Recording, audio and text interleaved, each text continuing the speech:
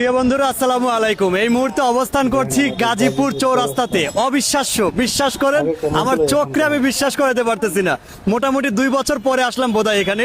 তো একটু ঘুরে দেখানোর চেষ্টা করো, অস্বীকার করার সুযোগ নাই। বিশ্বাস করেন এই অবদান অস্বীকার করার সুযোগ নাই। এটা সেই জায়গা যেখানে দিনে দুপুরে মানুষের পকেট মারা হতো। এটা সেই জায়গা যেখানে দিনে দুপুরে মানুষের মোবাইল ফোন টান দিয়ে নিয়ে যাওয়া হতো।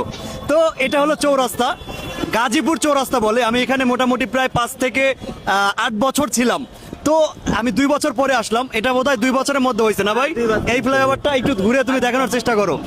আমি 2 বছরের মধ্যে আসি নাই। বিশ্বাস করেন এটা অস্বীকার করার সুযোগ নাই। এটা উপর থেকে না জানি কত সুন্দর, নিচ থেকে এতটা সুন্দর লাগতেছে।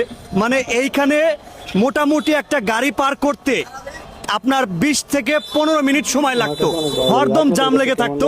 এখন কত সুন্দর ফ্লাইওভার করছে, এখানে জামের চিটা ফোটা নাই এবং মানুষ নিশ্চিন্তে পারাপার হচ্ছে।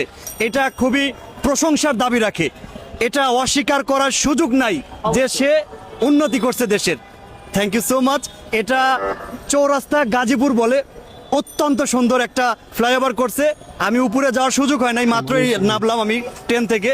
তো দেখে আমার মনে হলো সঙ্গে সঙ্গে ভিডিও নেই। তুমি একটু এই পাশ দিয়ে দেখাও তো পুরোটা। আমার খুবই ভালো লেগেছে যে চৌরাস্তার মতো জায়গা এত সুন্দর গুছিয়ে ফেলেছে। এইখানে দিনে দুপুরে মানুষের মোবাইল ফোন নিয়ে যাওয়া হতো, এইখানে পিছনের পকেটে মানিব্যাগ থাকতো না। তো এই হলো অবস্থা। তো সকলে ভালো থাকবেন, সুস্থ থাকবেন। সত্যি ভালো লাগছে, প্রশংসার দাবি রাখে। Thank you so much.